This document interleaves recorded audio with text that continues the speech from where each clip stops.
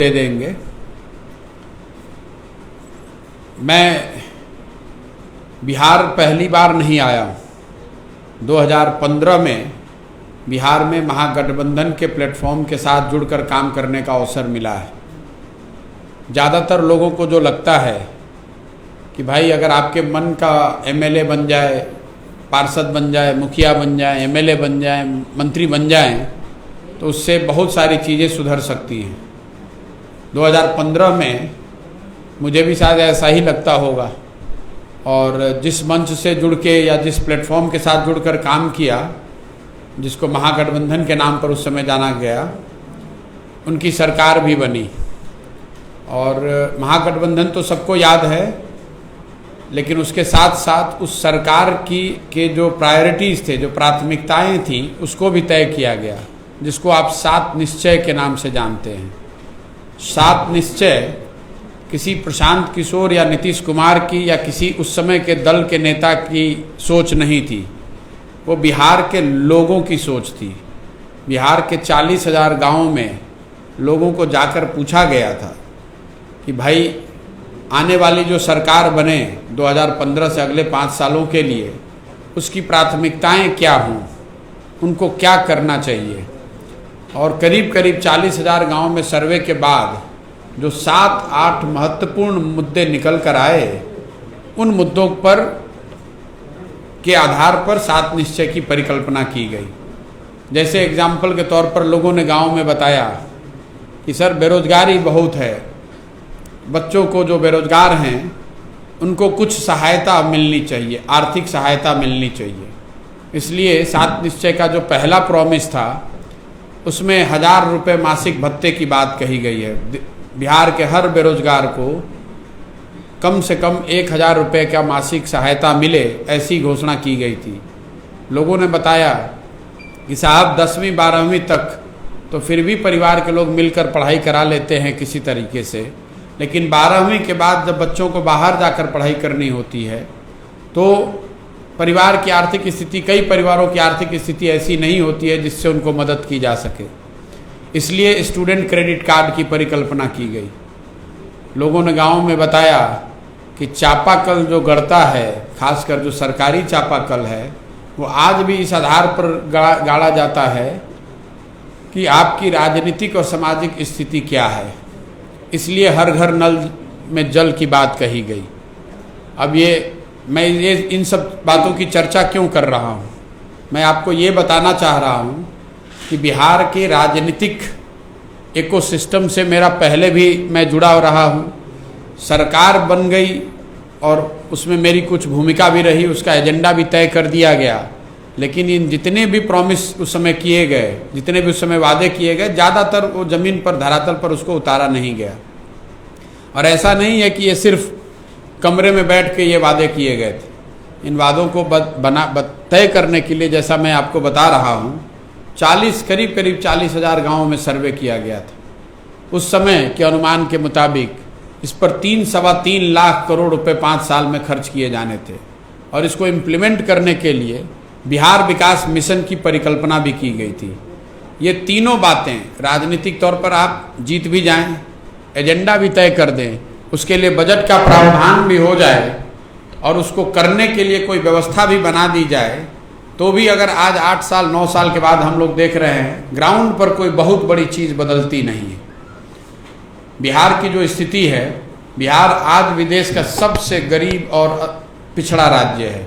ये ध्रुव सत्य है। जैसे सूरज पूरब में उगता है, वैसे इस बात को कोई विवाद नहीं कर सकता है कि बिहार आज भी देश का सबसे गरीब और पिछड़ा राज्य है। देश के सबसे ज़्यादा अशिक्षित लोग, देश में सबसे ज़्यादा बेरोजगार लोग, देश में सबसे ज़्यादा भुखमरी के शिकार और गरीबी रेखा से नीचे रहने वाले लोग बिहार राज्य में रहते हैं। बिहार में किसी एक राज्य से अगर पलायन करने वालों की संख्या देखी जाए तो वो भी सबसे बड़ी संख्या बिहार से है। ये स्थिति क्यों है? ज़्यादातर लोगों को लगता है, अगर आप बात करेंगे, आप लोग खुद समाज से जुड़े हुए हैं, पत्रकारिता करते हैं, ज़्यादातर लोग बताएंगे कि अभी की जो सरकार है वो काम ठीक नहीं कर रही है, या किसी डिपार्टमेंट में कोई अफसर अच्छा नहीं है, कोई मंत्री अच्छे नहीं हैं। कुछ लोग बताएंगे कि नहीं साहब, पीछे की सरकारों ने अच्छा प्रयास नहीं किया, इसलिए स्थिति बहुत खराब है। अब अभी नीतीश जी बहुत प्रयास कर रहे हैं तो भी कितना कर पाएंगे। मैं आपको बता रहा हूँ कि अगर बिहार की इस स्थिति को आपको समझना है तो थोड़ा सा आपको लंबा देखना पड़ेगा। 50 और 60 के दशक में बिहार देश के सबसे अग्रणी राज्यों में बिहार की गिनती होती थी, और बिहार का जो पिछड़ापन है ये 70 से शुरू हुआ, 60 के दशक के अंतिम सालों से आगे। और उसके बाद अगर आप आंकड़ों को देखेंगे तो आपको पता चलेगा कि 70 के बाद कोई ऐसा साल नहीं गया है जब बिहार किसी न किसी मानक पर, किसी न किसी स्टेट से पीछे न छूटा हो। बहुत लोगों को लगता है कि बिहार में पूरी व्यवस्था लालू जी के दौरान चरमरा गई, उसका एक पहलू है। लेकिन 1990 में जब लालू जी मुख्यमंत्री बने तभी बिहार देश का सबसे गरीब राज्य बन गया था। ज़्यादातर लोग इस बात का ध्यान नहीं करते हैं कि 1970 से 90 के बीच में बिहार में करीब 25 सरकारें आईं और गईं, और उस राजनीतिक उथल पुथल के दौर ने बिहार को विकास के दौर में पीछे ढकेल दिया। 1967 से 1990 के बीच 25 सरकारें आईं और गईं, 5 बार प्रेसिडेंट रूल इंक्लूडेड। 23 साल के कालखंड में 25 सरकार, जिसकी वजह से कहीं न कहीं विकास हाशिए पर रहा। आप विकास की दौड़ में दूसरे राज्यों के मुकाबले पीछे छूट गए। फिर 90 से लालू जी की सरकार है, उन्होंने बताया कि बिहार को सुधारने के लिए सामाजिक न्याय होना चाहिए, सामाजिक न्याय के एजेंडे से बिहार को सुधारा जा सकता है। जो लोग बिहार की ज़मीनी हकीकत से वाकिफ़ हैं उनको ये मानने में दिक्कत नहीं होनी चाहिए कि सामाजिक न्याय के क्षेत्र में लालू जी की सरकार में एटलीस्ट उनके शुरुआती सालों में कुछ प्रगति जरूर हुई है। जो समाज में बहुत सामाजिक तौर पर पिछड़े दबे हुए लोग थे उनको थोड़ा बहुत आवाज़, उनको शक्ति, उनको ताकत मिली। ये अलग बात है कि आगे के सालों में उनके राज्य की, उनके शासन की स्थिति खराब हुई। लॉ एंड ऑर्डर देख लीजिए, आर्थिक विकास, उस दौर को लोगों ने जंगल राज भी कहा। 2005 से नीतीश जी की सरकार है और नीतीश जी का ऐसा दावा है कि सामाजिक न्याय के साथ हमने विकास किया है।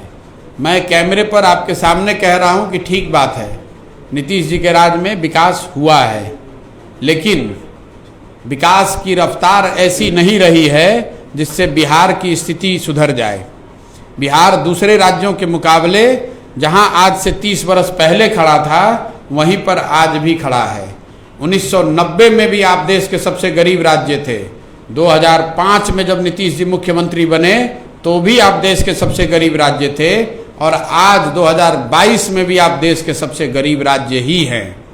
अगर ये स्थिति बदलनी है तो कोई ना कोई नया प्रयास होना चाहिए। हर व्यक्ति अब राजनीति में ये कहता है कि मैं ही वो नया प्रयास हूँ, मैं ही वो भगवान का भेजा हुआ दूत हूँ जो आऊँगा, मुझ पर भरोसा कीजिए, मुझे वोट दे दीजिए, मैं ठीक कर दूँगा। मैं आपको बता रहा हूँ कि प्रशांत किशोर की ये ताकत नहीं है, कम से कम मैं इसको ठीक नहीं कर सकता हूँ। कैसे ठीक होगा?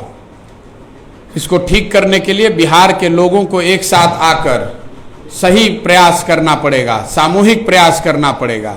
जो मेरा पूरा अभियान है जन सुराज का, वो सिर्फ इसी बात से को लेकर है। अभी कोई दल या मंच नहीं बनाया गया है। जन सुराज एक प्रयास है बिहार में एक नई राजनीतिक व्यवस्था बनाने की, ऐसी व्यवस्था जिसमें राजनीतिक दल बिहार के सभी सारे अच्छे लोग मिलकर बनाएं और उनका जो एजेंडा हो, जो काम करने का एजेंडा हो, जो प्रायोरिटी हो, जो दल की प्राथमिकता हो, वो सब मिलकर तय करें और सब मिलकर उस एजेंडे को हासिल करने के लिए सामूहिक प्रयास करें। अभी कोई बिहार में चुनाव नहीं है, चुनाव 3.5 साल 4 साल के बाद होना है। अगर सिर्फ चुनाव के हिसाब से मुझे काम करना होता तो मैं चुनाव से 6 महीने पहले, साल भर पहले आकर दल बना सकता था, चुनाव लड़ सकता था। ये 3 साल 4 साल पहले ये प्रयास क्यों कर रहे हैं? ये पूरा प्रयास इसलिए है कि समाज में हर उस व्यक्ति तक पहुंचा जाए जो सही व्यक्ति है, जिसको जगाने की, समझाने की, एक साथ एक मंच पर लाने की ज़रूरत है। और इसी दिशा में मैं पूरे राज्य में घूम रहा हूँ। 60-70 हज़ार लोगों ने मिलने के लिए रिक्वेस्ट किया हुआ है। मैंने पटना में मिलना शुरू किया। 5 मई को मैंने एक प्रेस कॉन्फ्रेंस में बताया था कि राज्य भर से कोई 17,500-18 हज़ार लोग मिलना चाहते हैं या मेरे टीम ने उनके साथ संपर्क किया है। अब वो संख्या बढ़ के 70 हज़ार के आसपास पहुंच गई। हर दिन 2,000-3,000 लोग स्वयं से फ़ोन करके ये बता रहे हैं कि साहब ये सुझाव है, या वो मिलना चाहते हैं, बात करना चाहते हैं, इससे जुड़ना चाहते हैं। ये संभव नहीं है कि वो चीज़ पटना में बैठकर किया जाए, इसलिए हर जिले में जा रहे हैं और कोई पब्लिक मीटिंग या रैली नहीं कर रहे हैं, छोटी गोष्ठियाँ आयोजित कर रहे हैं। लोगों से संवाद करने का प्रयास है। बोलने से ज़्यादा लोगों से सुनने और उनसे सीखने का प्रयास है। आने वाले 5 दिन तक आप देखेंगे कि मैं सिवान में जहाँ पर भी जाऊँगा कोई राजनीतिक रैली नहीं है। हर जगह जो लोग अपने घर, अपने बरामदे, अपने दलान, अपने स्कूल, अपने ऑफिस में बुला रहे हैं वो अपने साथ 100-50 लोगों को बैठाएंगे, उनके साथ बैठकर चर्चा करेंगे और उस चर्चा से कुछ सीख कर जाएंगे। लेकिन इससे पूरी बात नहीं बनेगी। ये काम अभी से लेकर सितंबर तक पूरे बिहार में कंप्लीट करेंगे और 2 अक्टूबर से पश्चिम चंपारण गांधी आश्रम से एक 3,000 किलोमीटर की पदयात्रा शुरू करेंगे। पदयात्रा ऐसी नहीं जिसमें कि सिर्फ रोड को नापना है, नेशनल हाईवे और स्टेट हाईवे पर नहीं चलना है, गांवों में जाना है। और ऐसा नहीं कि 10 दिन चले और उसके बाद 5 दिन ब्रेक लिया या 2 दिन ब्रेक लिया। एक बार चलना शुरू करेंगे तो जब तक बिहार का पूरा कोना कोना न चले जाएं, सारे जिले पूरे ना हो जाएं, कम से कम हम लोग का अनुमान है कि 3,000 किलोमीटर अगर बिहार के हर जिले में पहुंचना है, हर ब्लॉक, हर पंचायत, हर गली, हर शहर तक पहुंचना है तो कम से कम 3,000 किलोमीटर चलना पड़ेगा, पैदल पदयात्रा करनी पड़ेगी ताकि लोगों से मिला जा सके, उनसे बात समझी जाए कि आखिर समस्या क्या है और समस्या को सुलझाने के लिए क्या प्रयास होने चाहिए। साथ ही समाज में कौन ऐसे अच्छे लोग हैं, कौन सही लोग हैं जिनको एक साथ लाने की ज़रूरत है, जिनको एक साथ लाकर एक मंच पर आगे की जर्नी, आगे का खाका खींचा जा सकता है। 2 और बात कि जहाँ तक दल बनाने का सवाल है, वो सिर्फ और सिर्फ इन लोगों की पहचान होने के बाद ही अगर सब लोग मिलकर तय करेंगे तो ही दल बनाया जाएगा। वो दल प्रशांत किशोर का दल नहीं होगा, वो उन सारे लोगों का दल होगा जो मिलकर इस दल को बनाना चाहते हैं। इस पूरे यात्रा में, इस पूरे प्रयास में अगले 1-1.5 साल लग सकते हैं, इसलिए कोई हड़बड़ी नहीं है। अगर आपके प्रश्न ये हैं कि कल क्या होगा, तो मैंने वो बात आपको बता दी। लोगों से मिलना, उनकी बात सुनना, समझना और फिर पदयात्रा के माध्यम से लोगों के घर घर तक पहुंचना, सिर्फ और सिर्फ यही प्रयास है ताकि समाज में सभी सही लोगों को एक साथ लाया जा सके कि बिहार को अगर बदलना है तो बिहार को बदलने के लिए कोई भगवान का भेजा हुआ दूत बाहर से आने वाला नहीं है। बिहार के लोगों को मिलकर ही सामूहिक तौर पर प्रयास करना होगा।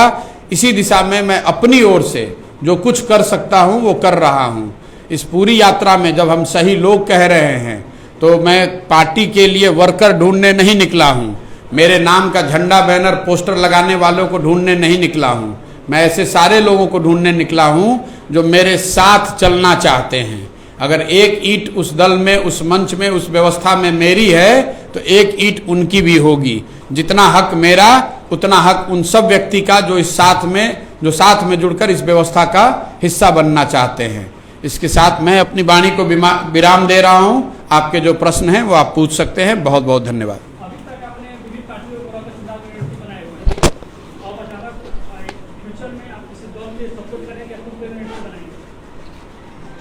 2 मई 2021 को जब बंगाल और तमिलनाडु के रिजल्ट आए, उस दिन मैंने पब्लिकली इस बात को घोषित किया है कि आगे से अब वो काम कभी नहीं करेंगे। इसलिए नहीं कि उस काम को करने में कोई बुराई है, इसलिए कि मेरी समझ में उस समय उस विधा में जो कुछ भी किया जा सकता था उसको मैंने 10 साल कर लिया। अब जीवन में मैं कुछ नया करना चाहता था। फिर मैं 1 साल तक इस बात के उधेड़-बुन में रहा कि क्या करूं जीवन में, आगे क्या करूं, और 1 साल सोचने समझने के बाद ये तय किया है कि बिहार में वापस आना है और वापस आकर एक नई राजनीतिक व्यवस्था बनाने में अपना पूरा सब कुछ समर्पित करना है, इसलिए ये काम कर रहे हैं। भविष्य में उस चीज को करने का कोई सवाल ही नहीं पैदा होता है, किसी व्यक्ति के लिए नहीं, किसी दल के लिए नहीं। सर ये मेरा सवाल है, सर ये मेरा दो सवाल आपसे है कि एक तो पहला सवाल है कि जिस तरीके से एक तरफ जहां पूरे देश में एक धर्म आधारित राजनीति लड़ी जा रही है, उसमें आपका विकास का मुद्दा कहां टिकेगा? और दूसरा सवाल है कि सर आपका, और हमेशा हम लोग देख रहे हैं कि आप नीतीश कुमार, कांग्रेस और लालू जी के प्रति बात कर रहे हैं, लेकिन बीजेपी के प्रति आपका कॉर्नर बिल्कुल सॉफ्ट है। ये दो सवाल। देखिए, जो लोग चुनाव को लेकर बहुत चिंतित हैं कि चुनाव में क्या होगा, उनके लिए दो बात मैं बताना चाहता हूं। एक तो पहली बात, चुनाव अभी 3.5 साल दूर है, उसकी चिंता अभी आप न करें। दूसरी बात, जो मेरा बहुत भारी आलोचक भी है, वो भी एक बात तो जानता है कि प्रशांत किशोर को और कुछ आए चाहे नहीं, चुनाव लड़ाने की समझ है। जितने भी राजनीतिक विश्लेषक हैं उनका सबका सम्मान है, उनका जो भी ओपिनियन है वो मेरे सर माथे पर, लेकिन थोड़ी बहुत समझ समाज की और चुनाव लड़ने और लड़ाने की मेरी भी है। तो आप उसकी चिंता न करें कि अभी की जो व्यवस्था है उनसे कैसे लड़ा जाएगा। प्रसाद जी, आपने बिहार में एक लंबा समय इंतजार हुआ है और बिहार को बड़े करीब से देखा है। क्या आपको लगता है कि आपकी जो जन सुराज यात्रा, जो पैदल यात्रा आप करने वाले हैं, गाँव-गाँव जाने वाले हैं, और ये बिहार जो जातीयता यहाँ चरम सीमा पे है, उस परिस्थिति में आप बिहार को बदल पाएंगे? यहाँ हर चीज जातीयता से तय होगी, हर चीज समुदाय से तय होगा। देखिए, ये प्रश्न शायद सबसे ज़्यादा मेरे से रोज़ पूछा जाता है और हर दिन इसका मैं जवाब देता हूँ। जब जवाब देता हूँ तो लोगों के चेहरे पे लगता है कि नहीं, बात तो ठीक कह रहे हैं, लेकिन फिर वो स्प्रिंग की तरह वापस फिर सवाल आता है, इसलिए फिर से मैं एक्सप्लेन करता हूँ। अगर आप राजनीति करते हैं तो समाज में जो भी फैक्टर है, समाज के सारे पहलुओं की समझ आपको होनी ही चाहिए। राजनीति करने वाले को एक और ऑप्शन नहीं, एक और बात है कि उसके पास ये ऑप्शन नहीं है कि समाज में सब अच्छा हो जाए तब आप राजनीति करेंगे। अगर जाति व्यवस्था है, धन बल है, बाहुबल है, या जो भी समाज में अच्छाइयाँ बुराइयाँ हैं, उसके रहते हुए ही आपको राजनीति करके उसको जीत कर आना है। पहली बात ये समझिए। दूसरी बात, बिहार में जातियों की जो भूमिका है चुनावों में, वो किसी अन्य राज्य से ज़्यादा या कम नहीं है। आप यहाँ बिहार में चुनाव कवर करते रहे हैं, समाज को शायद मेरे से बेहतर समझते होंगे, लेकिन मैंने बिहार में भी चुनाव कराया है और बिहार के साथ कई अन्य राज्यों में भी चुनाव कराया है। जितनी बड़ी सच्चाई चुनाव के नज़रिए से जाति बिहार में है, उतनी ही बड़ी ये आंध्रा में भी है, तमिलनाडु में भी है, गुजरात में भी है। लेकिन एक भूमिका बना दी गई है, लोगों ने आपके हमारे मन में भर दिया है कि बिहार में कुछ नहीं हो सकता है, क्योंकि यहाँ पर सब कुछ जाति पर ही होता है। मैं आपको एक एग्जाम्पल देके अभी समझाता हूँ। 1984 में इसी बिहार में कांग्रेस को भारी जीत मिली। आपसे पूछूंगा क्यों मिली? इसी जातिगत व्यवस्था के रहते हुए कांग्रेस 1984 में कैसे जीत गई?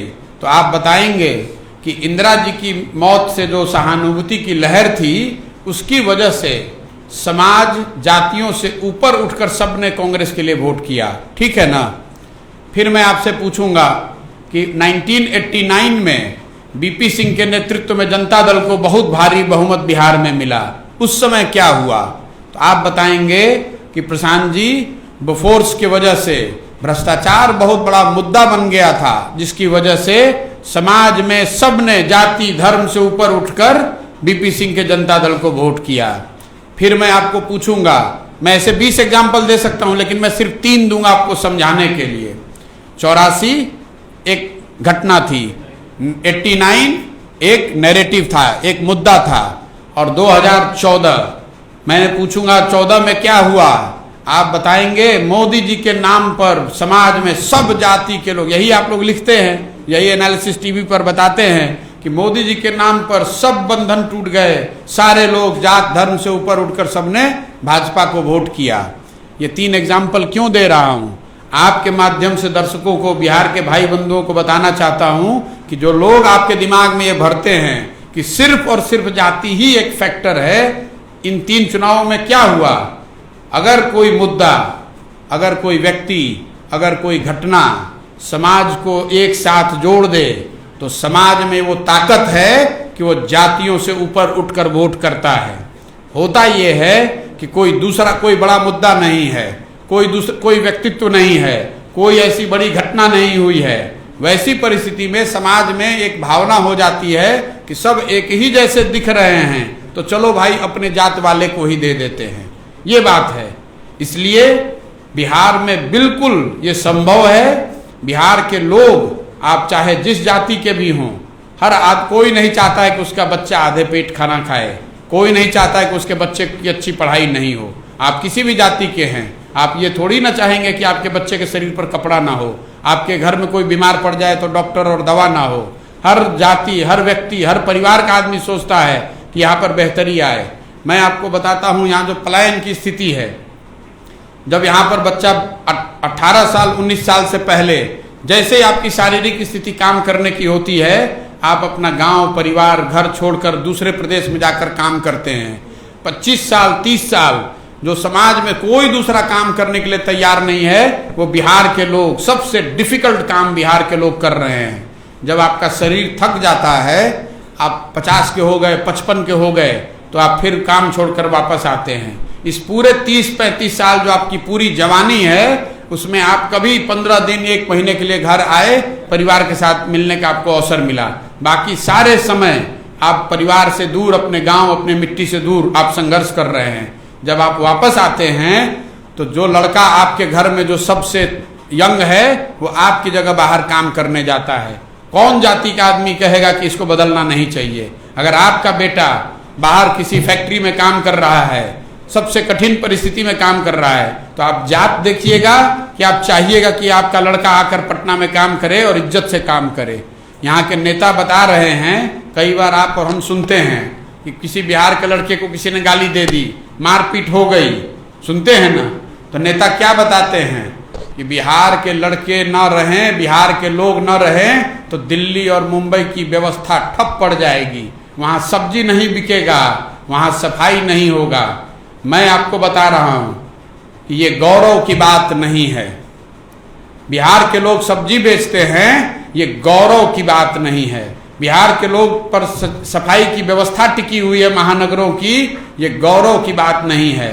गौरव की बात तब होती कि वो लड़का यहाँ पर सब्जी पैदा कर रहा होता और यहाँ से ट्रेन से या प्लेन से वो सब्जी बॉम्बे भेज रहा होता, दिल्ली भेज रहा होता, तो यहाँ इज्जत से नौकरी रोजगार कर रहा होता, 4 लोगों को नौकरी देता और अपने घर में रहता और बिजनेसमैन कहलाता। लेकिन वहां जाकर अगर ठेला लगाता है तो ये गौरव की बात नहीं है। मुख्यमंत्री और बड़े नेता बता रहे हैं, कह रहे बिहार के लड़के नहीं रहेंगे तो दिल्ली की व्यवस्था रुक जाएगी। हम लोग कोई दिल्ली के व्यवस्था चलाने का ठेका लेके बैठे हुए हैं? बिहार के लड़के सब्जी बेचने के लिए पैदा हुए हैं और मुंबई का कचरा साफ करने के लिए पैदा हुए हैं। कर्नाटक का आदमी, तमिलनाडु का आदमी आकर बिहार में कभी ये काम कर रहा है? कभी नहीं कर रहा है। तो हमारे लड़के जाकर वहां क्यों काम कर रहे हैं? इसलिए काम कर रहे हैं कि बिहार में आप जो कर रहे हैं उनके लिए बेसिक रोजगार भी आप नहीं क्रिएट कर पा रहे हैं। आप 1000 रुपया भी अगर कमाने की जगह व्यवस्था बना देंगे तो कोई बाहर जाकर ऐसी स्थिति में घर परिवार छोड़कर रहना नहीं चाहता है। सर एक सवाल है, अगर फ्यूचर में आप सीएम मतलब बन जाते हैं तो आपने कहा कि लालू जी आते हैं, लालू जी आए, उनके द्वारा कुछ काम नहीं हुआ, नीतीश कुमार भी आए, उनके द्वारा कुछ काम नहीं हुआ, तो आपके आने से क्या वजह है कि आप काम कर सकते हैं? मैं बिल्कुल इसके उलट बात कह रहा हूं मेरे भाई, आपने सुनी नहीं। मैंने कहा कि लालू जी का या उनके पार्टी का दावा है कि उन्होंने सामाजिक न्याय पर काम किया। मैं मान रहा हूं कि चलिए सामाजिक न्याय पर आपने काम किया, मैं उसके लिए आपका नमन कर रहा हूं। मैंने ये कहा कि नीतीश जी का दावा है कि उन्होंने विकास किया, मैं उसके लिए भी उनका नमन कर रहा हूं। ठीक भाई, आपने विकास किया, लेकिन इसके बाद भी, और सिर्फ इन्हीं के लिए नहीं कह रहा हूं, पिछले 70 साल से आपको 1970 से समझाया, आपने शायद सुना नहीं। 25 सरकारें आई और गई, सबने अपने स्तर से प्रयास किया होगा। मैं सबको धन्यवाद कह रहा हूं। मैं राजनीतिक तू मैं करने नहीं आया हूं। मैं ये कह रहा हूं कि आपके सारे प्रयास के बाद अगर आपके जितने भी दावे हैं उसको सही मान लिया जाए तो भी तो हमारी स्थिति यही है कि हम देश के सबसे गरीब राज्य हैं, सबसे पिछड़े राज्य हैं। तो कुछ दूसरा करना पड़ेगा। और दूसरा मैं ये नहीं कह रहा हूं कि मैं करूंगा। मैंने पहली लाइन बताई कि मैं तो कर ही नहीं सकता हूं। ये सिर्फ और सिर्फ बिहार के लोगों में ताकत है जो कर सकते हैं। देश के 40% जिलों में डीएम और एसपी में एक लड़का बिहार का है।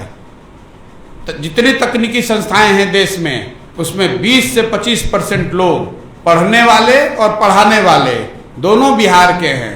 तो बिहार के लोग तो बेवकूफ हैं नहीं, यहाँ की व्यवस्था ने उसको बांध रखा है। तो मैं ये कह रहा हूं कि उन लोगों को जाकर मिलने की, उनको साथ में जोड़ने की, समझाने की, उनसे अनुनय विनय करने की जरूरत है। मेरा काम कुम्हार का है। वो जो काम, जो घड़ा बनना है, जो बिहार में व्यवस्था बननी है, वो तो यहाँ के लोगों की ताकत से बनेगी। जैसे घड़ा जो है वो चाक और मिट्टी की ताकत से बनता है, कुम्हार बिना चाक और मिट्टी के घड़ा नहीं बना सकता है। बिहार के लोगों में वो ताकत है कि घड़ा बनाया जा सकता है। मुझे सिर्फ उनको थोड़ा भरोसा देना है, उनका हाथ पकड़ना है। बहुत सारे ऐसे लोग हैं समाज में जो जानते हैं कि अगर राजनीति में मैं आऊं तो बहुत अच्छा कर सकता हूं, समाज के लिए कुछ अच्छा कर सकते हैं, लेकिन वो इसलिए नहीं आते हैं कि कोई ऐसा प्लेटफॉर्म नहीं है जहां उनका भरोसा हो, जहां वो आए, कोई उनका चुनाव मैनेज कर दे। वो सोचते हैं कि भाई मैं जाऊंगा राजनीति में, पैसे कहाँ से लाऊंगा, बूथ कैसे बनाऊंगा, धन बल बाहुबल से कैसे निपटूंगा, जाति से कैसे निपटूंगा। लेकिन अगर उनको कोई ये कह दे कि अरे भाई ये सब की चिंता प्रशांत किशोर कर रहे हैं, आप आइए, तो वो शायद उनमें से बहुत तेरे लोग आ जाएंगे।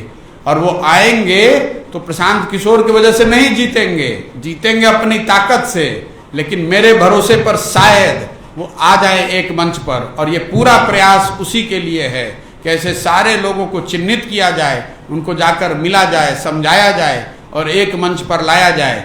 क्योंकि अगर आपको हमको अपने बच्चों के लिए एक बेहतर बिहार छोड़ना है तो हमको आपको ही प्रयास करना पड़ेगा।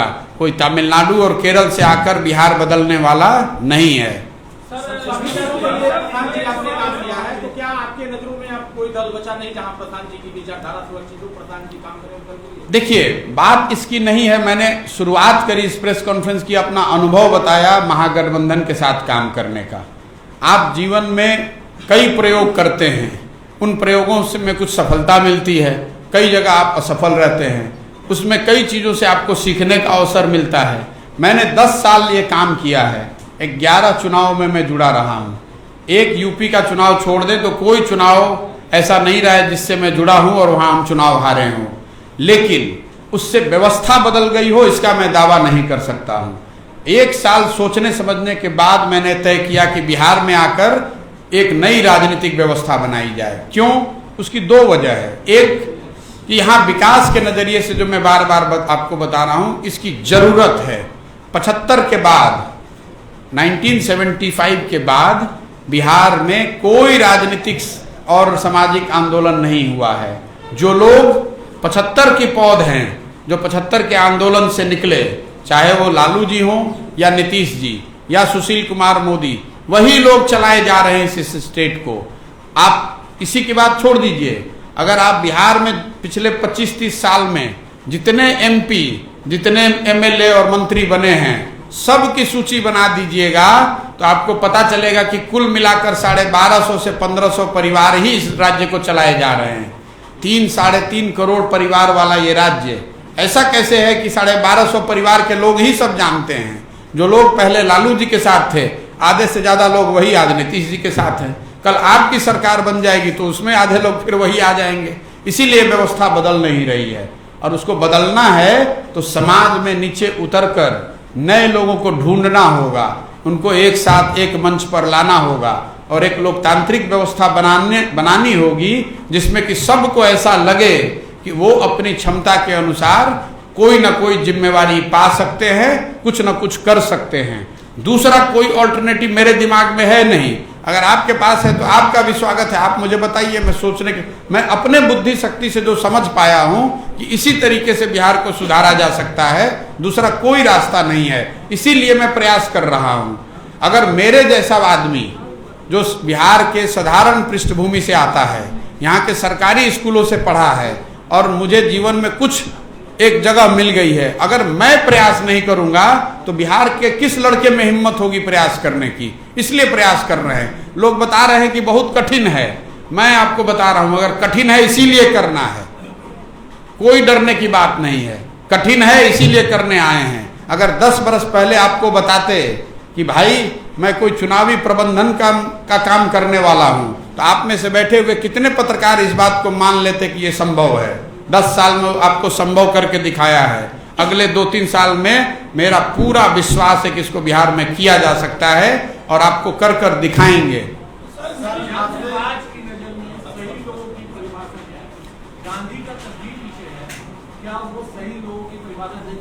बिल्कुल, आपने देखिए सही बात पूछा कि जन सुराज में सही लोग कौन है, जन सुराज की नजर में इस परिकल्पना में सही आदमी कौन है। किसी के माथे पर नहीं लिखा है कि सही आदमी कौन है। कैसे पता करें समाज में सही आदमी कौन है?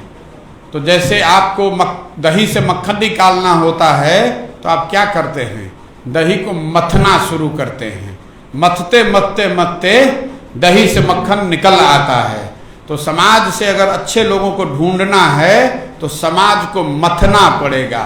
जब आप हजारों लाखों लोगों से मिलिएगा, चुनाव के नजरिए से नहीं, इस नजरिए से नहीं कि कौन आपको ज्यादा पैसा दे सकता है, इस नजरिए से नहीं कि किसके पास कितने गनमैन हैं।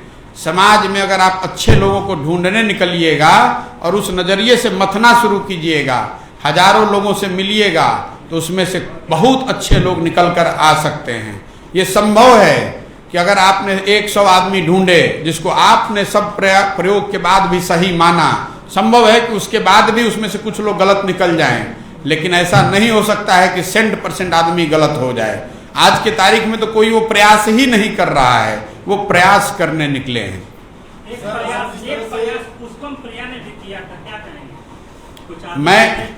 मैं किसी पर टिप्पणी नहीं करना चाहता हूं। मैंने उसको दूसरे शब्दों में, जो लोग पार्टी बनाकर चुनाव लड़ते हैं उनके लिए ये 6 महीने साल भर का प्रयोजन है। 6 महीने के बाद बिहार में कोई चुनाव नहीं है, 3.5 साल है। मैं कह रहा हूं कि अगले 1.5 साल 2 साल मैं पैदल हर जगह जा रहा हूं, हर गांव में जाऊंगा, हर व्यक्ति से मिलने का प्रयास करूंगा, सुनने का प्रयास करूंगा। अगर आपको इस प्रयास में और पहले के प्रयासों में सेम ही अगर दिखता है तो मैं आपके विवेक पर छोड़ता हूं इसको। सबसे नजदीक आप रहे भी हैं, उनके साथ कई दिन भी गुजारे हैं आपने।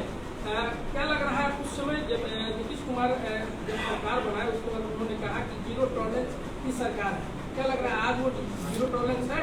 देखिए, जहां तक करीब होने का सवाल है, मेरे नीतीश जी से आज भी व्यक्तिगत बहुत अच्छे संबंध हैं। करीब होने का मतलब क्या है?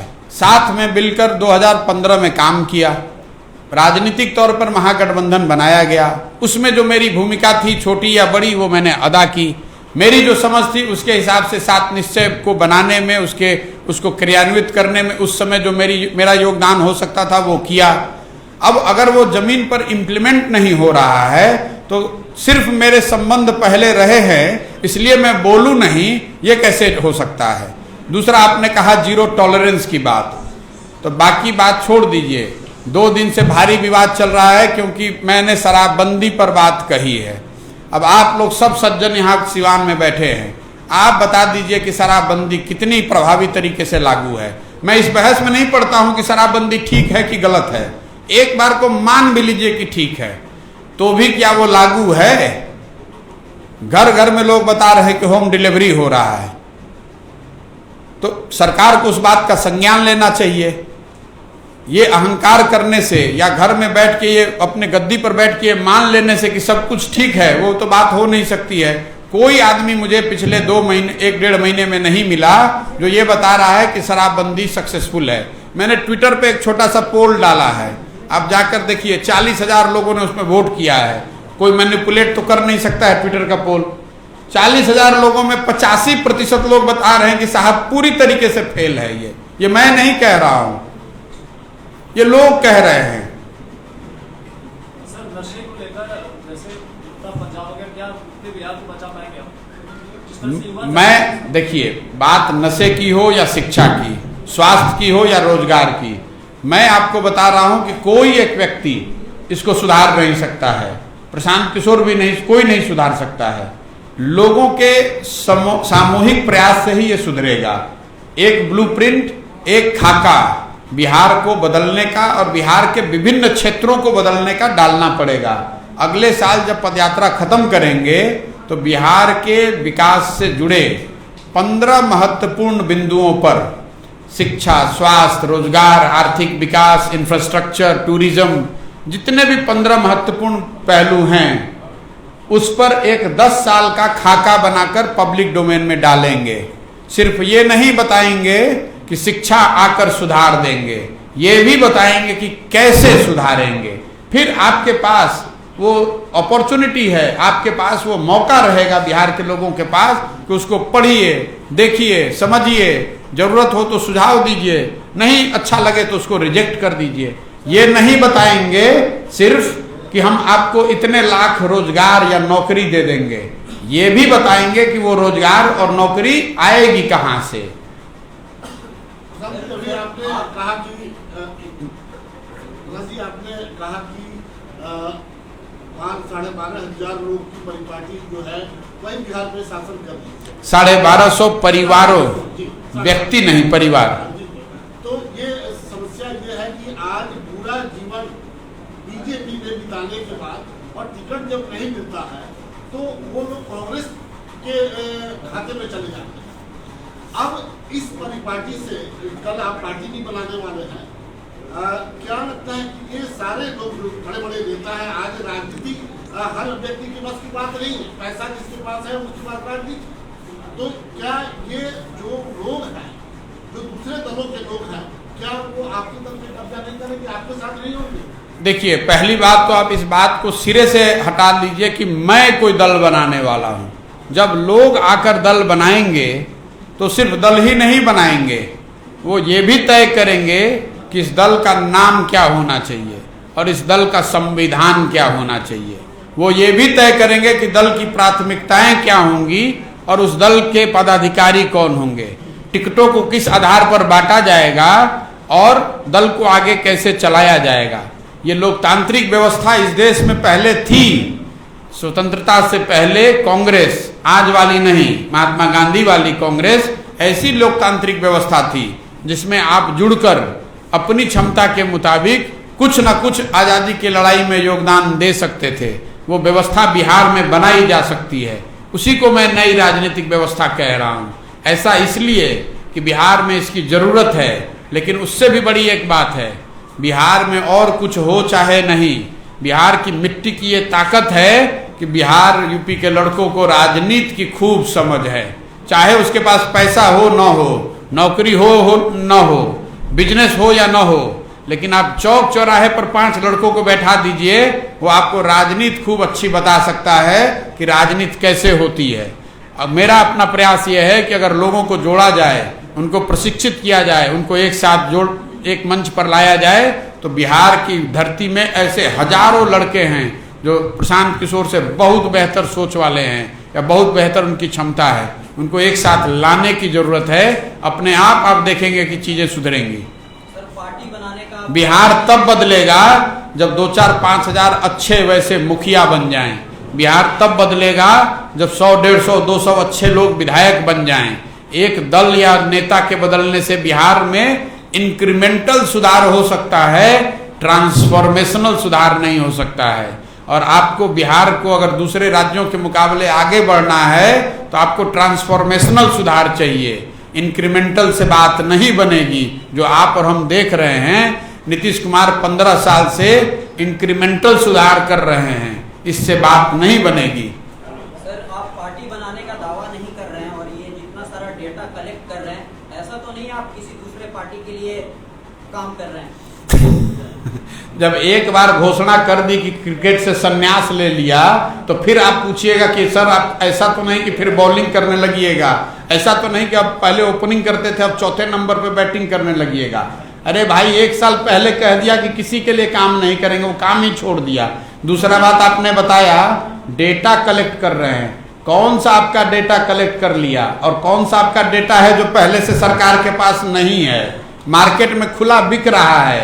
उसके लिए इस गर्मी में बैठ के अपना परिवार घर सब छोड़कर बात करने की जरूरत नहीं है। मार्केट में कुछ पैसे फेंकिएगा तो सब डेटा आपको मिल जाएगा बैठे बैठे। यानी अब ये माना जाए कि अभी आप कल बिहार जैसे राज्यों में दूसरे रन के लिए रणनीति बनाते हैं, अपने लिए बनाएंगे? देखिए, अपने लिए काम कर रहे हैं और अपने लिए का मतलब यह है कि इस नई राजनीति, बिहार में एक नई राजनीतिक व्यवस्था बनाने के लिए काम कर रहे हैं। उसमें अपना पराया सब शामिल है। वो पूरी तरह उसके लिए समर्पित हैं। आने वाले कई सालों तक जब तक इसको कर ना लिया जाए तब तक इसको छोड़कर दूसरा कुछ नहीं करने वाले हैं। इस बात को आप गांठ बांधकर रख लीजिए। सब जन स्वराज से पहले अपनी बात बिहार की शुरू किया था अभियान, सर उसे छोड़ दिया गया। अब देखिए, लोग हैं कि समझने के लिए तैयार ही नहीं है। बात बिहार की शुरू किया गया फरवरी 2020 में।